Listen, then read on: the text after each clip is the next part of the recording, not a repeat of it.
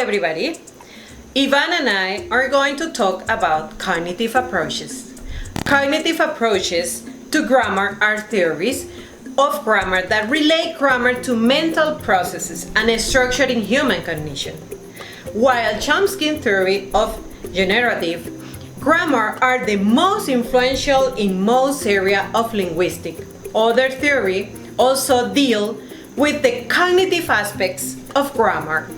Cognitive approach in foreign language teaching attracts young learners' attention to the topic, enhances and facilitates the comprehension of grammar and language, increases students' motivation, as well as helps students to memorize new vocabulary and structures.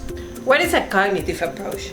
Cognitive science emerged in the mid-1950s with the work of cognitive psychologists, linguists such as Chomsky, and the establishment of artificial intelligence as a research area. The cognitive approach is an approach to foreign language teaching which is based on the belief that language learning is a process which involves active mental process and not simply the forming of habits. Cognitive approach provides past learned, experience-based practice for new teaching practice. Mistakes are accepted here. Practice and revision are essential to learn demonstration of lesson. With cognitive approach, grammar can taught either deductively or inductively.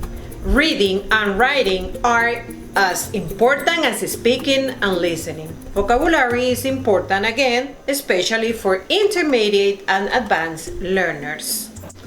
Language provides a support that makes certain varieties of reasoning more complex than are available to non-linguistic organisms. With language, we have structure, language development, and the brain language. With thought, we have concepts, solve problems, and make decisions and form judgments. Language capacity appears to be innate, but its development is mediated by prior cognitive development, social interaction, and culture-specific concept expressed through structure and vocabulary. Thank you. There are three components of a cognitive model of the second foreign language: input, processing model, and output. Input, learning process, require time. To the acquisition of second foreign language, we should consider that there are students that cannot process all the input that they constantly receive. Why? Because the capacity to process the input that they constantly receive are limited. In this case, it is important to decrease the speed of teaching process because they, especially those at lower level of proficiency, process target language only for meaning but not for form. Information processing is the process of mental transformation between input and output. Here we can mention two psychological concepts: bottom up and top down. Bottom up is the process of decoding bits.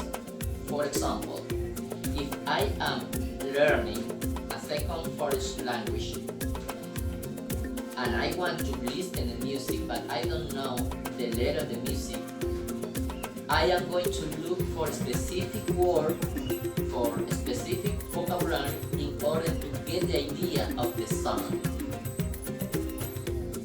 On the other hand, top-down is based on our experience, what I expect or what I can predict. In that way, we can give the meaning of the process of information. Finally, output. Unlike the input, output helps learning itself as critical function because as the learner has processed information, they know where they can make some mistake. In such a way, they look for dictionary, they look for expert, even in internet, in order to avoid mistake. Why? Because they has processed enough information.